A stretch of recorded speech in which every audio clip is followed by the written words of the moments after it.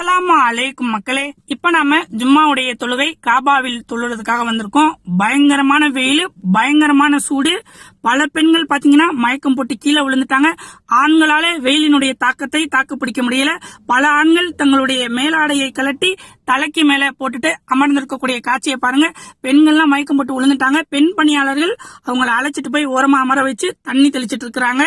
காபாவில் தொழுவது லட்சம் மடங்கு நன்மையை பெற்றுத்தரும். அல்லாஹ்வுடைய தூதர் அவர்கள் சொன்னார்கள், ஃபதுலு ஸலாத்தி ஃபி மஸ்ஜிதில் ஹரம் அலா கைரி மினத் தல்ஃபி ஸலாத்தின். காபாவில் தொழுவது லட்சம் மடங்கு நன்மையை பெற்றுத்தரும். பெண்கள் காபாவில் ஜும்மாவுடைய தொழுகை தொழ வருவதாக இருந்தால் 1 மணி நேரம் 1.5 மணி நேரத்துக்கு மேல அமரணும். வெயிலினுடைய தாக்கம் கடுமையாக இருக்கும். அதனால கொடை எடுத்துக்குங்க, முசல்லா எடுத்துக்குங்க, துண்டை எடுத்துக்குங்க. ஏன்னா 1.5 மணி நேரத்துக்கு மேல அமரணும். எனக்காக அதிகமாக துவா செய்யுங்கள். நானும் உங்களுக்காக துவா செய்யற மக்களே.